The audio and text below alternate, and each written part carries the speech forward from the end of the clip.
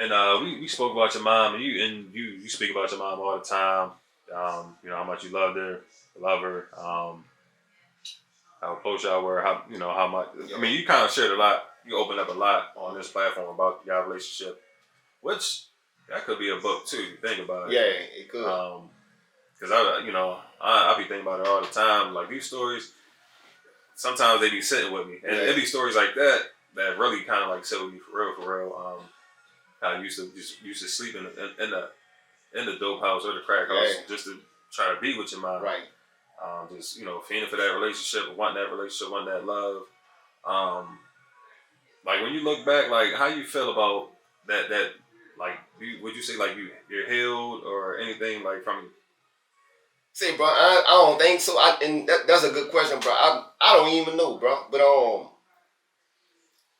don't say, bro. Me not really having that mama thing, like that shit. I know it fucked me up some type of way. You know what I'm saying? Dude, I'm gonna tell you something. I don't talk about this, bro. My mama died in prison, bro. You know what I'm saying? I never tell nobody that. Certain people out the hood know, but me and my mom was writing each other. I want to tell you about when. Let me tell you this. I used to be ashamed of my mama. I'm not gonna lie. I ain't ashamed to say that. Like, while she was on drugs. You know what I'm saying? But when I went to juvenile jail, my mom had she came to court, and now that I'm older, I respect the fuck out of it. Like she showed up for court for me, and I wasn't expecting that because I know how them drugs had it. You know what I'm saying? But she came to court, said, bro, it's funny, but at the time it bothered me, and I was hurt by the shit. Like when she came to court, my mama came to court dressed like me. You know, I'm talking about had on everything I wear, like all my clothes, the polo shirt, the shorts, and the red all stars. My mom came to court really looking like me in that bitch, bro. But at the time, like I said, I was embarrassed, like, you know what I'm saying? But when I got older, I respect she showed up, you know what I'm saying? But that situation, I had went to jail for 6 rocks at the time, and they wouldn't release me. She came to court, they were supposed to release me that day, but they wouldn't release me to her. They looking at her, you know what I'm saying? The judge looking at her, he like, no, we can't release him, to his mom or whatever. So somebody mother got it. My uncle came and got me. My next court date, they released me to my uncle. That's how I ended up living on the West Bank. I was on the West Bank for the whole 1992. I was on the West Bank side of the city or whatever. And ain't nobody knew me over there. You know what I'm saying? So, they thinking I'm just a little good boy. They don't know I just got out of jail and all this shit with But yeah, bro, the thing, that relationship I missed out on my mama, Brian lying, bro. I wish I could have that shit, bro. I never, my aunties, certain aunties, they feel that void. But it ain't gonna never be like never, never. You know what I'm saying? A lot of people grow up with their grandma. Yeah, their grandma there every step of the way. But like I said, I grew up with, I ain't had no dad. Right. But it's like you would never, no matter who step up or whatever the case may be, if it ain't them, it ain't them. Yeah. And I gotta say, I feel like that's a part of my life. Like I did miss out on. You know what I'm saying? I never had that feeling. I never had that feeling, bro. I mean, that's something I did want to ask you, but I didn't want to dig too deep.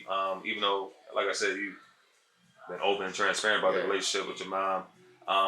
About like growing up younger. I don't know if I did ask you or not. I don't think I did, but you saying like you kind of like being embarrassed, ashamed. Was that something like you be, let's say, younger in the projects and you see your mom coming, maybe dressed like how like you said dressed. You might be with your friends. You like, there she comes. I don't know. They might try to like crack jokes, some little kid stuff. Yeah. Is that something that you had to like kind of go through as well? Like, nah, not as a kid, but when I got in the streets, I ain't kept no more. I wasn't embarrassed. I accept, this, it is what it is or whatever. But I knew like when I was younger and I didn't understand the whole drug addiction thing. I used to feel like, like she ain't give a fuck about me. You know what I'm saying? Because, like I said, I didn't understand how the type of hold that them drugs have on it. You know what I'm saying? And, like I said, I done begged my mama, man. Like, leave that shit alone. Like I said, I really, really, I was too young to understand how powerful that shit was. When I got older, I kind of understood it. And you probably remember that what I was telling Warrior. Because that Warrior, his mom was on drugs too. And he had a situation where we was in a project, we was playing with paintball guns. And his mama had sold all his paintball guns. She sold all this shit. And when P called me, I went and picked him up. He get in the car, he crying. I'm like, man, what happened? So he telling me what happened. And he said, man, she don't fucking love me. Him and Diz, they got him like, man, she don't. So we ride him, and I'm explaining, I'm like, bro, she do love you, bro, but I'm trying to make him understand that it ain't her, it's the drugs, bro. That addiction. Excuse me, I'm telling him like that addiction making her do that, but it ain't that she don't give a fuck about you. Like she ain't in total control no more. You know what I'm saying? But he young. He ain't understand. Like I didn't understand when I was his age. You know what I'm saying? But bro, a lot of dudes don't. And I be telling people now that like that I'm cool with and still got their mom. I be telling them, man, go do. Take your mom on a trip or something. And don't that's it, bro. And now to get off subject, that's why I got the love I got for gangster, bro. That nigga did something my mom I ain't do. He mentioned that this nigga took my mom to New York. I ain't get a chance to take my mama no fucking well. You know what I'm saying? And our relationship go beyond that, but I got mad respect for homie for that. You know what I'm saying? So nah, for sure. Yeah, shout out to Gangster for that. But like you said, you got older, you was in the street, you see your mom, you said you just accepted her for who she was. Like, was there ever a time, and I'm asking this respectfully, that you didn't quite like respect her as a mom and you just seen her as like as an addict on the street? Because when you say you grew up, you was like, yeah, fuck it, like if she is what it is, like did you ever like had that train like, hey, go my mom, whatever, she's just an addict, I ain't whatever, like disrespect her type of thing? I never disrespected her, but my mom never heard me curse, bro. You know what I'm saying? None of my adult relatives or whatever. I always been respectful, but it was a time I didn't, because the first time she stole from me, like, man, I was at sick, bro. I was in our house. When we used to have crack, the Jabot jeans had the button. They didn't have the press button. They had the where you got to put it, like that type of button. I used to have my stash in there. Because I know she going to, like I said, I'll be outside 3-4 days in a row, like straight. So when I do go up there, go to sleep over there, like I crash, I be like sleep hard. And she done stole from me before. So I used to put, like, I know I'm gonna go to sleep. I had my shit like right here in my little stash. Man, I woke up, she done unbuttoned my pants. She done unbuttoned my fucking pants, all my shit gone. Then she gonna say she ain't did. Who else was in here, man? You know what I'm saying? And but that time now, I was like, in my head, fuck her. You know what I'm saying? But in your heart, you can't really feel that way. I can say it to myself, like, man, I'm done with her. I'm not feeding her no more. I was saying all kind of shit, but it was out of anger, And like I said, at that time, I still really didn't understand, like, you know what I'm saying? But yeah, bro, that shit hurt it, bro. So when you say feeding, I'm asking all these questions out of respect. No, it's all good, man. So did you used to like serve your mom too? Yeah. Yeah. Yeah, I used to give her, like, if I have, then what she would cook for me. Before she, like, when she taught me how to cook, but I still let her cook for me sometimes. She was beating me still. They had all kind of tricks. They'll pour the oil, like, in the sink. They got the little thing, they'll hook the sink up to catch it and all this shit. Stick the shit on it. I knew she was beating me. I wasn't even tripping, but I used to sell drugs to her. I ain't gonna lie, I did. I sold drugs to her. But also, I gave and they ain't making it no better. I ain't trying to, like I did just because of this. She was on drugs, bro. Yeah, I sold to her, bro. Did you have that mentality like if she ain't gonna get it here, she gonna get it somewhere else type of thing? Yeah. But that's a young mentality. Right. You know what I'm saying? That's a young mentality. And remember, I told you about the thing. A lot of shit I didn't really understand what I was doing. Like, I called myself trying to keep her from going do the shit, stealing and all that. Man, my mom was really one of them. Out all night, stealing all that type of shit. And I told you about the situation with me and Dougaloo. When I told you I used to be feeding him. And the dude told me, like, man, you ain't helping. I'm thinking I'm keeping them from going to rob people, probably get killed or whatever. But I ain't realizing that I'm making the habit worse or whatever. You know what I'm saying? It took for me to mature some. You know what I'm saying? I ain't, acting like I ain't. I was the perfect street nigga or whatever. Nah, I was fucking up too. But like when you look back on it, like how you feel, like, just the thought of looking back and like, maybe selling your mom drugs or, but like I said, you had a rough upbringing though. Yeah. Like, yeah. You know what I'm saying?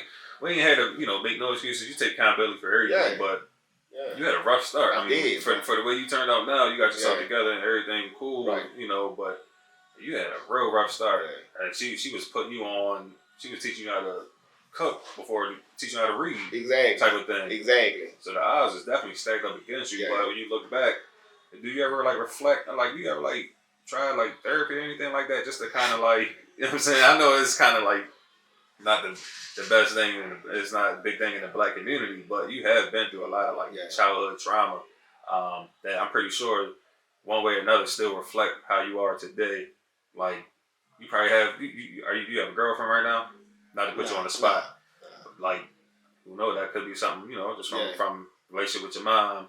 You probably cut women off easily. See, bro, let me cut you. I do. Mm-hmm. And see, bro, I swear to God, bro, I be saying that, like, I don't know if it's because I didn't have a relationship with my mama, bro. That's how I am, though. I'm one of them walk away niggas. I don't like arguing. I don't want to go back and forth about nothing, bro. I'll be ready to get the fuck. Like, it don't take much for me to be like, man, I'm done with you or whatever. You know what I'm saying? And I don't know if it's, I don't know, bro. And I think I do need, I just don't, to be honest with you, I don't believe in that therapy shit. I feel like, you know, the conversation I can have with them, I can have with somebody else or in my cult, talking to myself. You know what I'm saying? But I don't know, bro. I probably do need some type of therapy. I've been through some shit, bro. Mm-hmm. I've been through a lot, bro. For sure. I mean, like I said, I'm pretty sure. Like I sit back and reflect on. I ain't been through a quarter of the shit you've been through, but just like even the good stuff from my childhood, or you know, good or bad. Like probably like 90, because I'm a loner too. Like I live by myself. Right. I don't have a girlfriend. But so I do a lot of self-reflecting, whatever. Like 90% of how I am today is a direct result from something from my childhood, whether good or bad. Right. Like my mom, like I said, I ain't grow up with my dad. Well, my mom, she ain't never cared for no dude or nothing. I'm a little like cold-hearted. I ain't as cold as she was, but like I'm like you, I don't argue. That first argument or something, I get right up out of there. I ain't fighting for like no love. I ain't saying that's the right thing. Right. But I ain't about to be fighting for it. Like, oh, we gotta work this out. And if it ain't working, it ain't working. Right. Right. But like I said, you know, you not having that loving, caring relationship with your mom, it probably does kind of like reflect on your dating. Mm-hmm. And I know they used to deletion stories. We kind of went sideways right here, but we just having a real talk though. Okay. You know, it probably does have like a result. I mean, a direct result of how you view women, or you know, your everyday life with women though. Yeah. Mm-hmm. And say, bro, it make like in certain ways I know for sure that like it affect me now, because I really, by me not having, I kind of, and right now today I still have this like all I got is me type attitude. Mm-hmm. You know what I'm saying? And it, you know, I've been like that though, bro, because I ain't never really had nobody like I said, I done live with relatives, but I always had that mentality like I got to make shit, like if I don't make nothing happen, you know, I'm gonna be fucked up or whatever. You know what I'm saying? So, and it kind of pushed me to go a little harder, find out a way to make money.